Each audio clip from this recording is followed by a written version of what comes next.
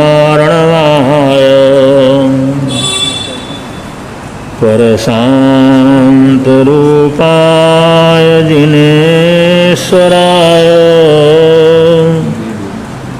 देवादिदेवाय नमो जिनाय देवादिदेवाय नमो जिनाय अद्य भवत् सफलता नयनं द्वयस्य देव त्वदीय चरणाम्बुजवीक्षितेन अद्य त्रैलोक्यतिलक प्रतिभासिते मे संसारवारिधिरयं चुलुकप्रमाणम् संसारवारिधिरयं चुलुकप्रमाणम्।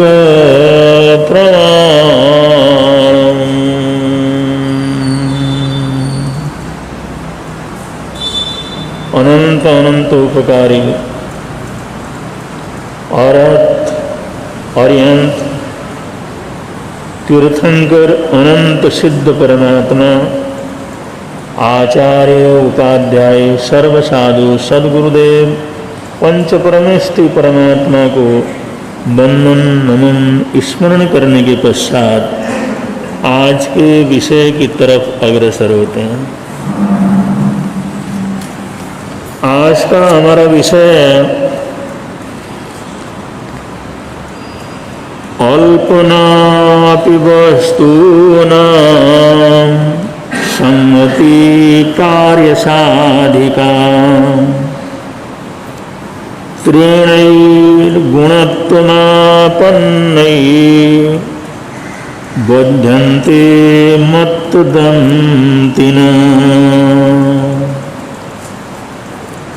शास्त्रकार कहते हैं छोटी छोटी वस्तुएं, छोटी छोटी चीजें, उनकी भी जब सन्नति होती है, आपस के अंदर मिलते हैं, एकत्रित होते हैं, तो उनकी ताकत बहुत बढ़ती है।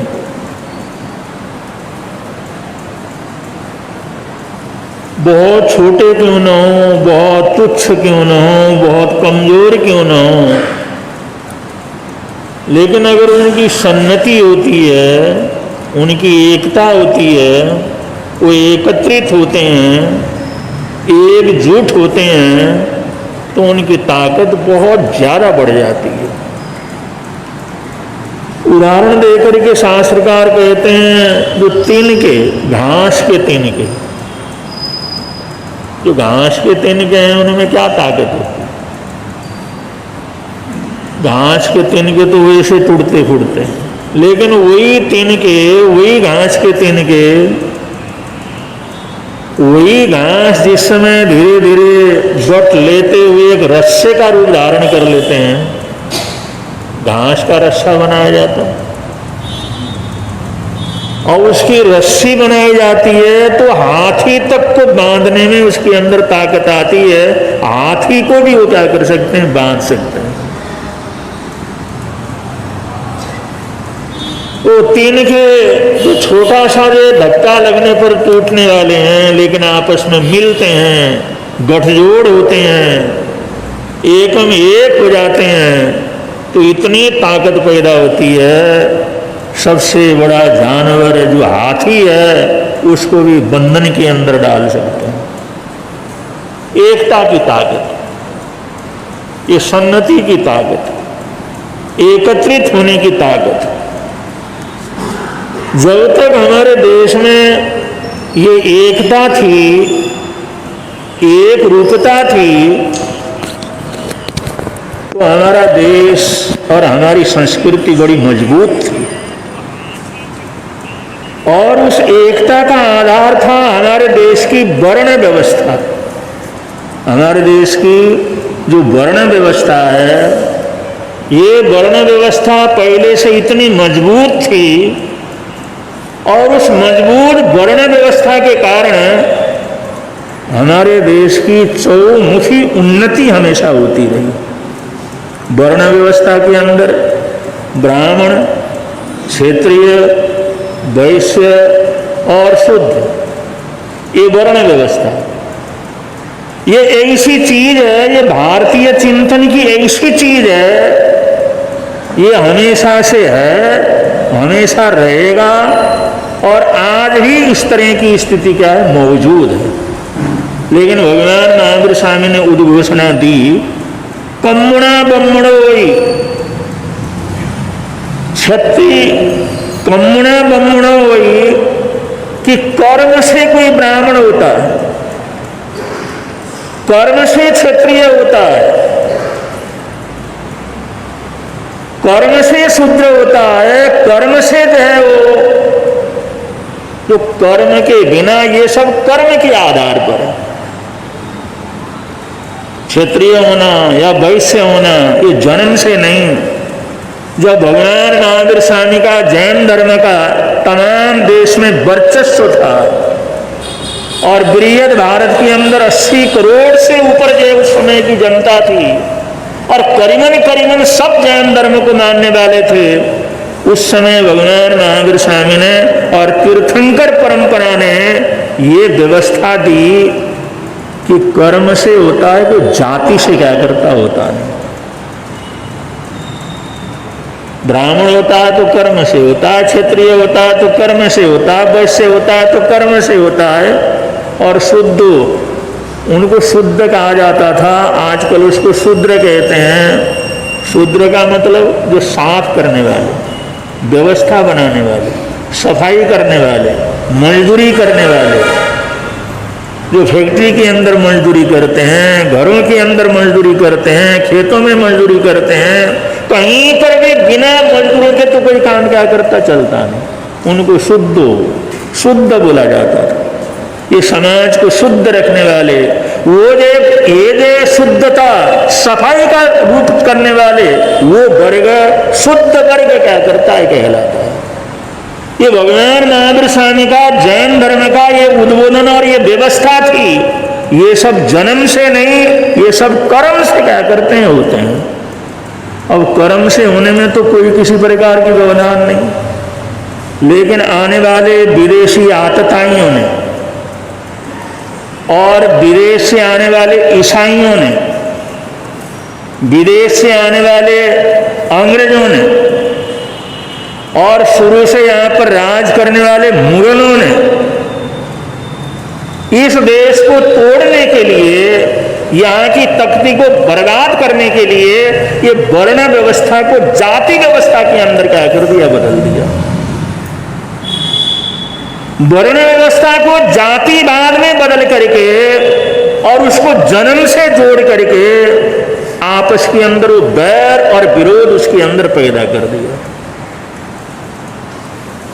अगर लक्षणों से देखो तो आज भी ये वर्ण व्यवस्था खत्म थोड़ी।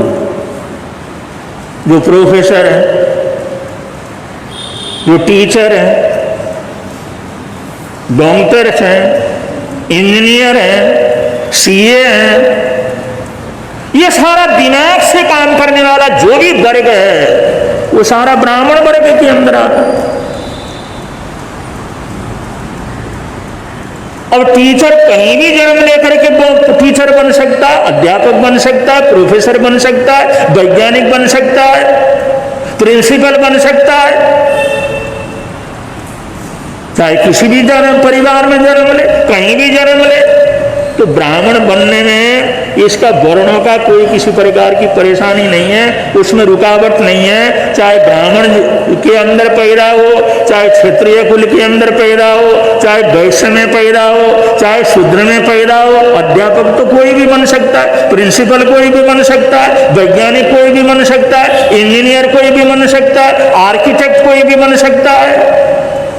तो ब्राह्मण होने में क्या तकलीफ है उसे? तो ये वर्ण व्यवस्था थी। और क्षेत्रीय का मतलब सुरक्षा। अब जितनी भी सेना है ये क्षेत्रीय वर्ग है, जितने पुलिस बल है ये सारा क्षेत्रीय वर्ग है, जितने चौकीदार हैं ये सब क्षेत्रीय वर्ग है, जितने भी देश के अंदर अलग अलग महकमे के अंदर जो लाखों करोड़ों की संख्या में सुरक्षा देने वाले लोग हैं वो सब क्षेत्रीय के अंतर्गत आते हैं। अब इसमें क्या भेद है? कहीं भी जन्म लेकर के क्षेत्रीयत्व उसके अंदर आ सकता है, सुरक्षा व्यवस्था के अंदर जा सकता है, सुरक्षा कर्मचारी हो सकता है। ब्राह्मण क्या पुलिस नहीं हो सकता? क्षेत्रीय क्या पुलिस नहीं हो सकता? वैश्य में जन्म लेने वाला वो जो पुलिस नहीं होता, या वो जो मिलिट्री के अंदर नहीं जा सकता, चौकीदारी नहीं कर सकता, सुरक्षा परिषद के अंदर नहीं आ सकता। जितने सुरक्षा के महकमे के अंदर आने वाले जितने लोग हैं ये सब क्षेत्रीय क्या करते हैं, कहलाते हैं। तो भारतीय वर्ण व्यवस्था में किसी प्रकार का भेद नहीं है, इसमें छुआछूत नहीं है, यहाँ पर ऊंच नीच का भेद नहीं है। जो जैसा कर्म करना चाहे, जैसी जिसकी रुचि हो उस रास्ते के ऊपर क्या करे, चले, वो काम कर ले। और जितने भी खेती करने वाले, व्यापार करने वाले वो वैश्य। और कौन नहीं करता व्यापार? और व्यापार करने में किसको रुकावट है? मजदूरों के घर में जन्म लिया वो भी व्यापार कर सकता है। क्षेत्रियों के जब कोई ये क्षेत्रीय सुरक्षा बल में कोई पुलिस वाले का लड़का हो या मिलिट्री वाले का लड़का हो, क्या वो व्यापार नहीं कर सकता? क्या वो वैश्य नहीं बन सकता? कर्म से सब बन सकते हैं। ब्राह्मणों के जन्म लेते हैं वो व्यापार करते हैं, तो वैश्य क्या कर गए होंगे? ये सारी व्यवस्था दी अरिहंत भगवान ने, जैन तत्व ने, जैन परंपरा ने। ये जन्म से नहीं, ये वर्ण व्यवस्था जो हमारी है ये कर्म से। और एक ही परिवार में जन्म लेने वाले 4 लड़के, वहां पर ब्राह्मण भी जन्म ले सकता है, वहां क्षत्रिय भी जन्म ले सकता है, वहां पर वैश्य भी जन्म ले सकता है, और वहां पर शूद्र भी जन्म ले सकता है। वही 4 लड़कों में से एक प्रोफेसर बन जाता है तो ब्राह्मण बन गया, इंजीनियर हो गया तो ब्राह्मण बन गया, डॉक्टर हो गया तो ब्राह्मण बन गया, सीए हो गया तो ब्राह्मण बन गया, वकील जज बन गया तो ब्राह्मण बन गया। और उसी का भाई उसी घर में जन्म लेने वाला वो मिलिट्री के अंदर भर्ती हो गया, पुलिस वाले में भर्ती हो गया, चौकीदारी के काम में भर्ती हो गया, सुरक्षा के कर्मचारियों में भर्ती हो गया, तो वो जो क्षेत्रीय हो गया। और उसी घर में जन्म लेने वाला तीसरा लड़का वो कहता मैं तो खेती करूंगा, मैं तो व्यापार करूंगा, मैं तो पशुपालन का काम करूंगा, मैं तो ये मेहनत का काम करूंगा, वो करना शुरू कर देता है। वो करता है तो अपने आप वो वैश्य हो गया। और ये वो किताब है, ये झंझट के अंदर पढ़ता ही नहीं, मैं तो नौकरी कर लेता हूं, मेरे को तो नौकरी चाहिए, सर्विस चाहिए। वो सर्विस करने वाले सारे तो शूद्र हैं। जो मजदूरी करता है या सर्विस करता है, सर्विस के लिए ढूंढता है, मैं तो सर्विस करूंगा, बस जितना मिलेगा उससे गुजारा कर लूंगा, मेरे से ये दूसरे काम, ये व्यापार धंधे या मिलिट्री में जाना, ये सब मेरे से होता नहीं, पढ़ाई लिखाई मेरा होती नहीं, मेरे तो छोटी सी नौकरी मिल जाए, वे पैसा मिल जाए, अपना काम तो अच्छी तरह से क्या कर जाएगा। जिसकी ऐसी विचारधारा है, ऐसा ही काम है, तो शूद्र हो गया। तो ब्राह्मण होने में, क्षत्रिय होने में, वैश्य होने में, शूद्र होने में झगड़ा कहां है? छुआछूत कहां है? ऊंच नीच कहां है? भेदभाव कहां है? कोई किसी प्रकार का भेदभाव नहीं।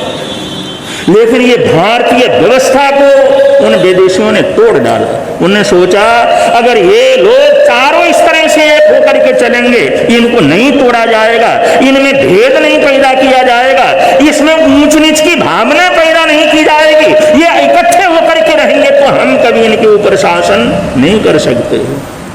इसलिए वर्ण व्यवस्था को जाति के रूप में प्रचारित करना प्रारंभ किया। और इसको सबसे ज्यादा बढ़ाया तो देशद्रोही नेताओं ने बढ़ाया, वोट के लिए, अपनी कुर्सी के लिए, अपनी पार्टी के लिए। स्वतंत्रता की बात तो ये चीज खत्म हो जानी चाहिए थी, लेकिन द्रोही नेता हम उसको कहते हैं जिन्होंने देश को नहीं सोचा, सिर्फ अपनी गद्दी के लिए, सिर्फ अपने परिवार के लिए, सिर्फ अपनी पार्टी को सोच करके जनता को जाति के अंदर क्या करते रहे, बांटते रहे।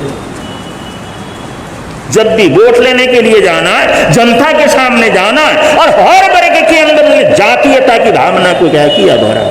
इन दुष्ट लोगों ने ये भारतीय एकता को, वर्ण व्यवस्था की एकता को छिन्न भिन्न करके क्या कर दिया, रख दिया, आपस के अंदर लड़ा दिया। वरना वर्ण व्यवस्था के अंदर कोई अंतर नहीं, और ये व्यवस्था कभी खत्म होने वाली नहीं। क्या आज मजदूर समाज खत्म हो सकता है? क्या बिना साफ सफाई के कोई समाज जिंदा रह सकता है?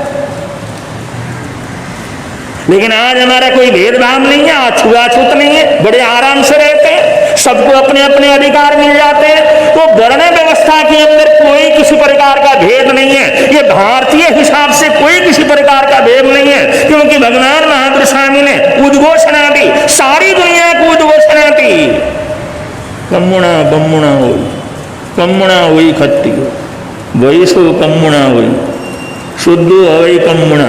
ये सब कर्म है, जिसको जैसी रुचि रहेगी वैसा कर्म करेगा, वही कहलाएगा। तो हमारे देश में जब वर्ण व्यवस्था रही तब तक भारत एकजुट रहा, इसके अंदर कोई भेद नहीं, कोई भाव नहीं, कोई उसके अंदर ऊंच नीच नहीं। एक ही घर के अंदर चारों तरफ के लोग हैं, एक ही समाज के अंदर चारों प्रकार के लोग हैं, चारों महकमे के अंदर काम करने वाले लोग हैं, वहां पर तो कोई भेदभाव नहीं है। एक थाली में खाते हैं, एक घर में रहते हैं, एक बाप के बेटे हैं, एक ब्राह्मण है, एक क्षत्रिय है, एक वैश्य है, एक शूद्र है, कोई भेदभाव नहीं। लेकिन ये जाति में बांट करके, ये भेदभाव पैदा करके, विद्वेष पैदा करके ये देश की एकता को पूरी तरह से चकनाचूर कर रहा है, और भेद डाल डाल करके इसको अपना गुलाम बनाने का प्रयत्न इन लोगों ने किया, इन बाहर से आने वाले लोगों ने किया।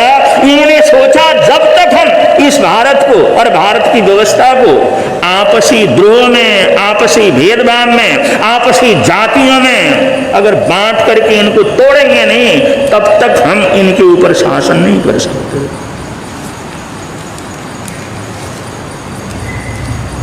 तो बंधु, वर्ण व्यवस्था कोई खराब नहीं है, और ये वर्ण व्यवस्था कभी खत्म होने वाली नहीं।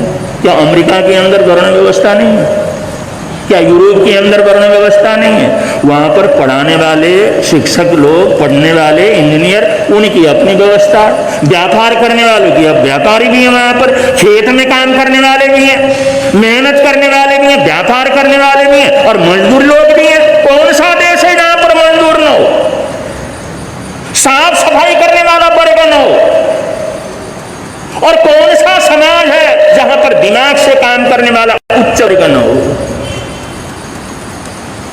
तो ये चारों वर्ण व्यवस्था तो हर जगह रहते हैं, लेकिन हिंदुस्तान को बदनाम किया जाता है। यहां पर जाति प्रथा है, यहां पर भेदभाव है, भारत के अंदर जातियों के अंदर बांटा गया। अरे तुमने बांटा, उन लोगों ने बांटा, विदेशियों ने बांटा, जो विदेशी लोग आए उन्होंने ऐसी एकता को छिन्न भिन्न करके आपस के अंदर लड़ा दिया। वरना यहाँ कोई ऐसी जो छुआछूत की प्रवृत्ति नहीं। और आप लोगों के घर के अंदर शादियां होते हैं, कार्यक्रम होते हैं, वहाँ पर सबका महत्व रहता है, ब्राह्मण का भी रहता है, क्षत्रियों का भी रहता है, वैश्यों का भी रहता है, शूद्रों का भी रहता है। अपने अपने काम सबके बंटे हुए क्या करते हैं, रहते। जब तक चारों वर्ग के लोग नहीं मिलते तब तक कोई बारात नहीं निकलती, कोई बारात पूरी नहीं होती, कोई कार्यक्रम पूरा नहीं होता। वो चारों वर्ग के लोग हर कार्यक्रम के अंदर उनको सम्मिलित होना पड़ता है। ऐसे संस्कार, ऐसी व्यवस्थाएं। तो हमारे देश की व्यवस्था उन ऋषि मुनियों ने बनाई हुई व्यवस्था, उन भारतीय मनुष्यों ने बनाई हुई व्यवस्था, उसके अंदर कोई किसी प्रकार की खराबी नहीं। लेकिन आतताइयों ने हमारी को तोड़ दिया। अगर हम टूटते चले गए, इसलिए कमजोर होते चले गए, टूटते चले गए, बिखरते चले गए, फिर उसको छुआछूत के अंदर बदल दिया, एक दूसरे को जो अलग कर दिया, एक दूसरे को तोड़ करके किसी को सम्मान दिया, किसी को अपमान दिया, आपस के अंदर लड़ाया और ये सारे देश को गुलाम क्या कर दिया, बना दिया। तो ये चीजें थोड़ा सा समझने की। और बंधु, ये तो प्रवृत्ति हमारे देश में थी ही नहीं। परसों ही हमारे आशीष मुनि महाराज साहब ने बतलाया था, ओसवाल का जन्म कहाँ से हुआ? ओसिया नगरी से। और रत्नप्रभ सूर्य जी महाराज साहब ने वहां पर जो अपना चमत्कार दिखाया, जो अपनी शक्ति का प्रयोग किया, और 36 कौम के अंदर ऐसी भावना जगी, और 36 कौम ने 7 वैष्णव का क्या कर दिया? पछान कर लिया। और वो 36 कौम के अंदर रोटी बेटी का संबंध तभी से चल रहा था। वो सारे भेदभाव खत्म हो गए। अगर पहले थे भी तो ओसिया नगरी के अंदर वो आचार्य जी के पनारने से उन्होंने जो उन लोगों को जो सन्मार्ग दिया, उनको जो इंसानियत का रास्ता दिया, उन्हें 7 वैष्णव का पछान करवाया। 36 कौम अगर उनके अंदर भेद भी होता, वो सारा भेद मिटा करके जो भी इस नगरी के अंदर रहने वाला है, ओसिया में रहने वाला, उसको ओसवाल घोषित कर दिया। तो भेदभाव कहाँ रहा? वहाँ पर भी नाई भी होंगे, तेली भी होंगे, मजदूर भी होंगे, सफाई करने वाले लोग भी होंगे, व्यापार करने वाले लोग भी होंगे, शिक्षण प्रशिक्षण करने वाले भी लोग होंगे। उन्होंने कहा नहीं, जो ओसिया नगरी के अंदर निकले वो ओसवाल, और आपस के अंदर कोई भेदभाव नहीं। रोटी बेटी का सबका संबंध, सब लोग सब धर्म के अंदर जाएंगे, सब धर्म के अंदर आएंगे, सबके कार्यक्रम में सम्मिलित होंगे, और जो भी अगर जो बेटी रोटी बेटी का संबंध पूरे समाज के अंदर क्या करेगा, रहेगा। तो इस प्रकार ओसवाल समाज को इस प्रकार से उन महापुरुषों ने आगे लाया। कहाँ है हमारे देश में, कहाँ है हमारी संस्कृति में, कहाँ है हमारी प्राचीनता के अंदर ये भेदभाव, ये छुआछूत, ये ऊंच नीच की भावना? ये तो हमारे देश के अंदर है ही नहीं। इसी चीज को समझने की जरूरत है, इसी चीज को जीवन के अंदर लाने की और प्रयोग करने की जरूरत है। अगर ऐसा करते हैं, ऐसी जागृति आती है, ऐसा सोच पैदा हो जाता है, तो उन बुराइयों को छोड़ करके आज भी हमारा सनातन परंपरा, हमारे देश की परंपरा आज भी पिछली ऊंचाई को क्या कर सकता है? प्राप्त कर सकता है। और वो भी देश विश्व गुरु होने का एक चांस, विश्व गुरु होने का एक मान सम्मान वो जीवन के अंदर प्राप्त कर सकता है। ये शास्त्रकारों ने यहाँ पर बतलाया, एकता, इकट्ठा होना, मिलकर के रहना, जो जिस काम के अंदर प्रवीण है उसके अंदर लगाना, जो जो कर सकता है उसके अंदर दिल खोल करके करना, ये सब एकता। एक तो सहयोग है। अगर ये सहयोग से अगर चलते हैं तो भेदभाव तो अपने आप खत्म हो जाते हैं, जातिवाद तो अपने आप खत्म हो जाता है। छुआछूत तो हमारे देश के अंदर वो चीज है ही नहीं, बिल्कुल शुरू से ही वर्ण व्यवस्था में कोई किसी प्रकार का छुआछूत नहीं है। ये सारी बुराइयां बाद में आई हुई, ये सारी बुराइयां लाई गई हैं, वरना सबको सब तरह का काम करने का छूट था। जैसे जैसे जिसकी इच्छा हो, जैसे जैसे जिसकी रुचि हो, उस तरह से क्या कर सकता था? काम कर सकता था। इसी को वर्ण व्यवस्था कहते हैं। ये जाति व्यवस्था या जातिवाद या छुआछूत ये बाहर से आई हुई और बाहर से डाली हुई, और इसके अंदर वो जो गंदगी पैदा हुई की हुई चीज है, और इसको सबसे पहले हमारे देश में वर्ण व्यवस्था कह करके क्या किया जाता है? पुकारा जाता है। तो अगर ऐसी एकता, ऐसी सद्भावना, ऐसा सहयोग समाज के अंदर रहता है, तो ऐसे समाज को दुनिया की कोई ताकत क्या कर सकती? तोड़ नहीं सकती। इसलिए सामाजिक एकता का होना बहुत जरूरी है।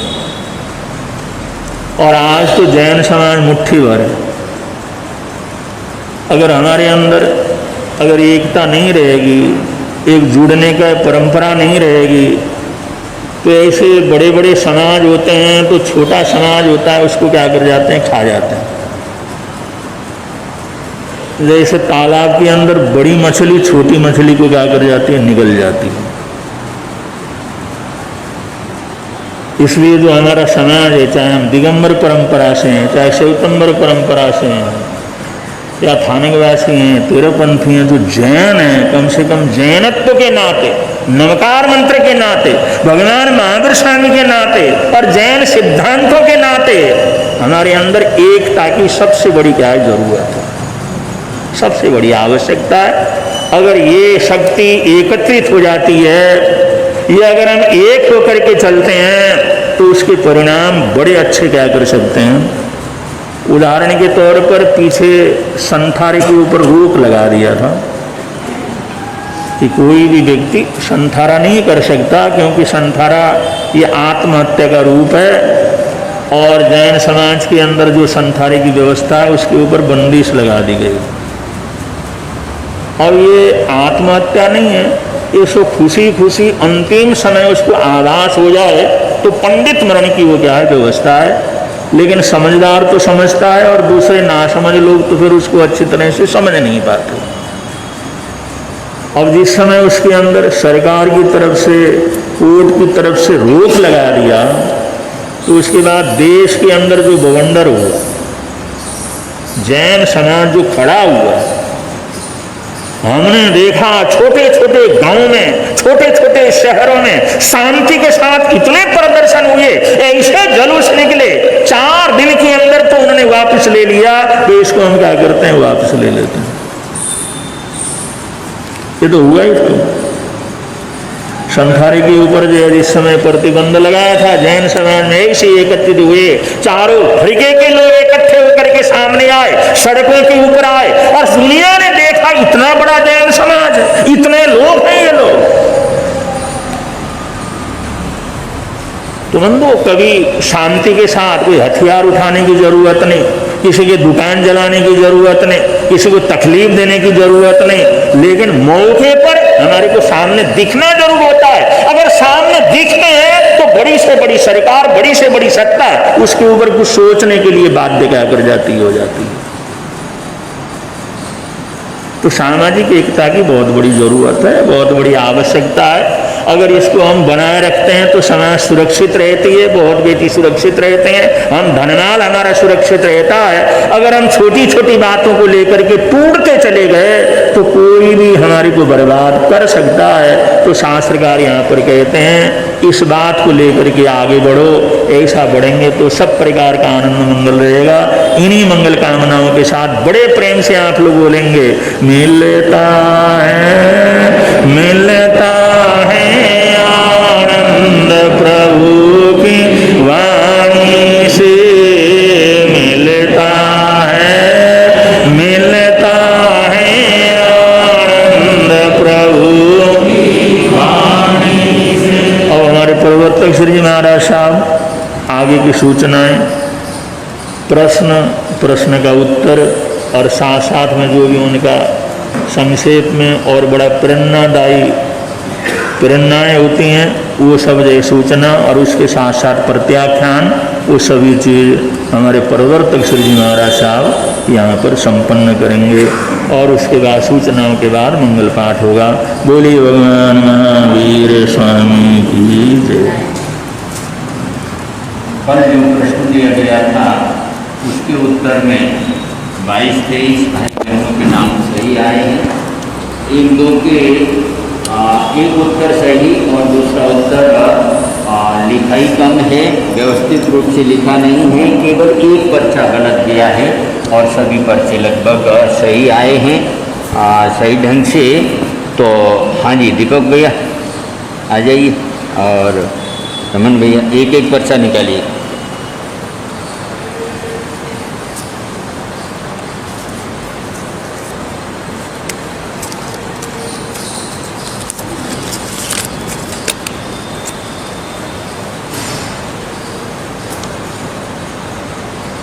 रिद्धि जैन देवपुरी आगे आ जाए।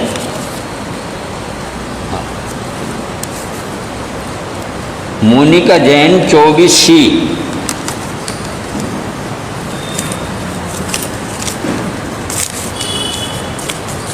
हाँ, कल के प्रश्न का उत्तर, हिरण्यगवेशी देव का वर्णन किस किस प्रकरण में आता है? पेज नंबर 3, पेज नंबर 27, 34, 37, 132, 133, 265 इन पेजों में हिरण्यगवेशी देव का वर्णन आता है। और मिथ्यात्व का प्रतिक्रमण, अवर्त का प्रतिक्रमण, प्रमाण का प्रतिक्रमण, अशुभ योग का प्रतिक्रमण, ये भी उसमें दिया हुआ है। तो ये आप लोग उसमें से अच्छी तरह से देख सकते हैं। प्रतिक्रमण के प्रकरण के अंदर आज का प्रश्न है,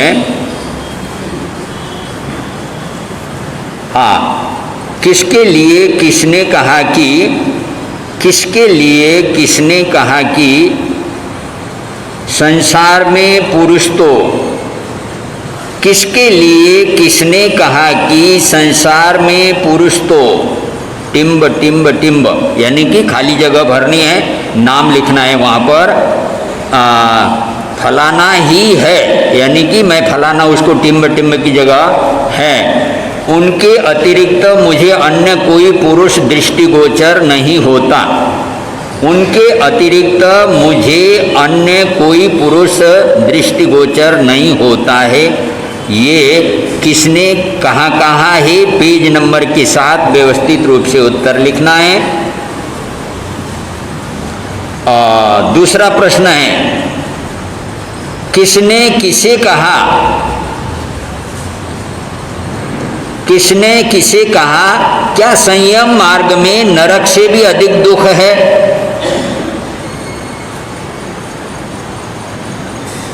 पेज नंबर लिखना जरूरी है। ये दूसरा प्रश्न है आज का प्रश्न। अब चलते हैं आज के एकासनी व्यासनी की तरफ। जिन जिन भाई बहनों के एकासनी व्यासनी चल रहे हैं, एकासनी व्यासनी का दोनों का पछान एक ही है, उस आधार पर खड़े होकर के पछान लेंगे। लगातार एकासना भी भाई बहनें कर रहे हैं और सिद्धि तप के रूप में भी एकासना भाई बहनें कर रहे हैं, तो उस आधार पर खड़े होकर के पछान लेंगे। आज के एकासनी और व्यासनी का प्रत्याख्यान, एकासनी व्यासनी का प्रत्याख्यान सरस्वती बड़ी आज के आइन मिल का प्रत्याख्यान, आज का आइन मिल, 2 आइन मिल, 3 आइन मिल का पछखान, जैसे उपवास के पछखान में अलग अलग वैसा नहीं होता है। आज के 5 आइन मिल का प्रत्याख्यान, आज के 5 आइन मिल, 2 बहनों के 5 आइन मिल हैं। आज के 5 आइन मिल का पछखान, हाँ, इधर तीसरी बहन है उनका भी।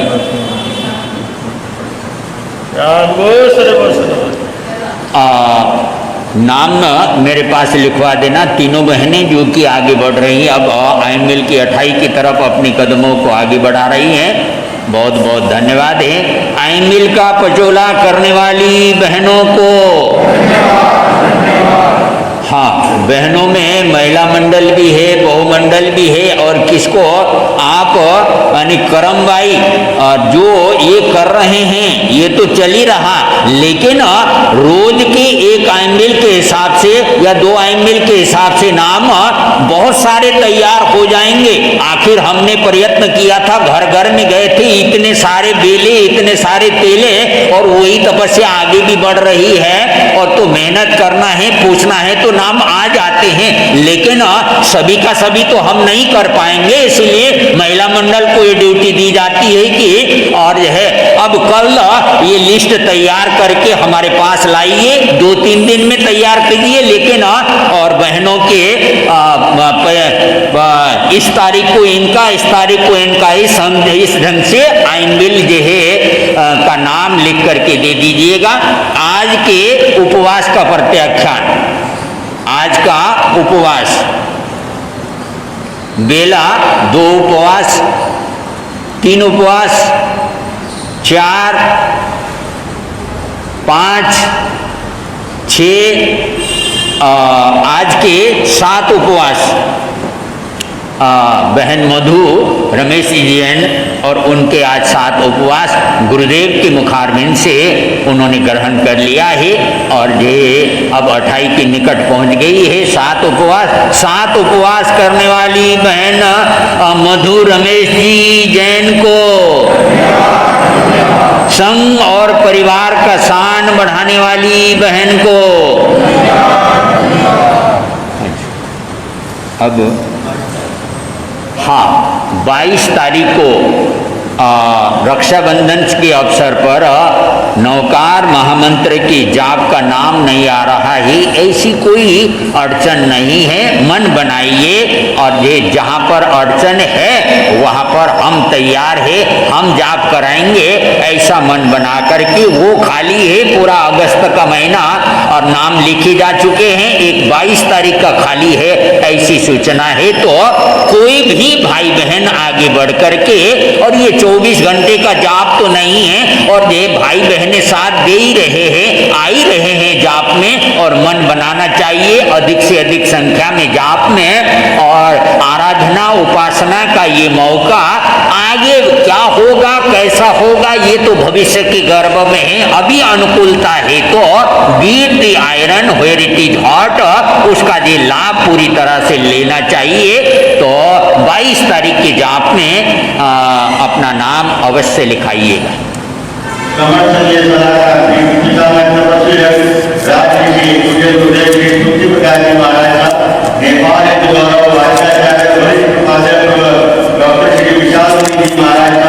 उत्तर भारत के प्रवर्तक पंडित रविशास्त्री श्री आजीव जी महाराज साहब एवं मत्स्य विराजित भगवतों के पावन श्री चरणों में कोटि वंदन नमस्कार करके सुख सुनता हूँ तथा आपके स्वास्थ्य की शुभ मंगल कामना करता हूँ। गुरु निहाल दरबार में बधाए सभी को सादर जय हिंद। बाहर से बधाए सभी दर्शनार्थी भाई बहनों का श्री ऐसे जयदवा रजिस्टर जयनगर मेरठ आपकी स्वागत करती है, अभिनंदन करती है। आपकी नाट्य एवं भोजन की व्यवस्था मैं सभी मकान नंबर पर की गई है। कृपया सेवा का अवसर देकर परिवारजनों को अनुग्रहित करें। जिन जिन भाई बहनों ने तपस्या की कार्य किए उन सभी की तपस्या की मैं सुख साधक बोलता हूँ। महामंत्र गंगा का जाप चक्रवात के प्रारंभ से विभिन्न परिवारों द्वारा संचालित किया जा रहा है। आज का जाप स्वर्गीय श्री रतन चंद जैन, श्रीमती कैलाश जी जैन, अवन सिंह परिवार की ओर से, तथा कल का जाप श्रीमती मधु राजेंद्र कुमार जैन, इनकी से वाले परिवार की ओर से संचालित किया जाएगा। मेरा आपसे अनुरोध अधिक से अधिक संख्या में इस जाप में सम्मिलित होकर पुण्य के भागीदार बने। अब गुरुदेव के मंगल पाठ। और अगर किसी को बहुत तकलीफ परेशानी हो तो 2 परिवार मिलकर के भी उसको एक दिन का ले सकते हैं। अगर जो एक छोटा परिवार है परवदा देने उसमें नहीं कर सकते तो 2 परिवार 3 परिवार मिलकर के भी एक से पर्वदिनों का जाप ले सकते हैं, जिससे आराम से जो चल रहा जाप आगे से आगे चलता रहे।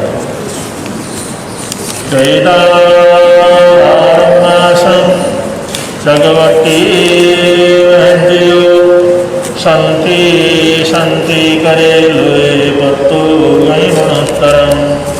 छुट्टी के दिन या बाद में पर्वों में तो ज़्यादा भीड़ होती है, अभी इतना भीड़ नहीं होता, इसलिए आज भी आप लोग बहुत अच्छा डिस्टेंस बना करके बैठे हुए थे।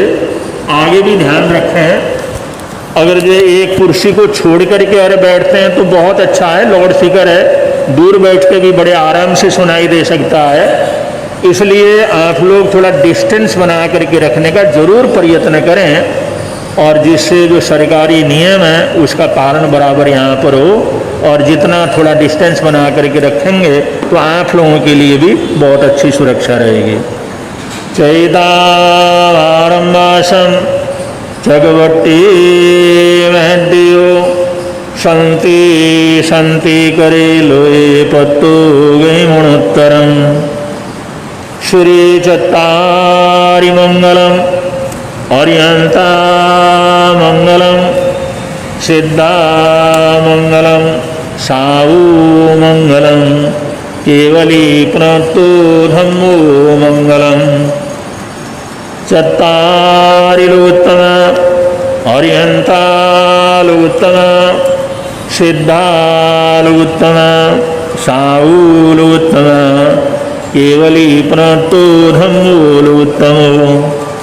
चत्तारि शरणं प्रपद्यामि अर्यन्ते शरणं प्रपद्यामि सिद्धे शरणं प्रपद्यामि साहु शरणं प्रपद्यामि केवलीपनत्तं धम्मं शरणं प्रपद्यामि ये चार शरण दुख हरण जगत में और न शरणा कोई होगा जो भव प्राणी करे आराधन उसका अजर अमर पद होगा उसका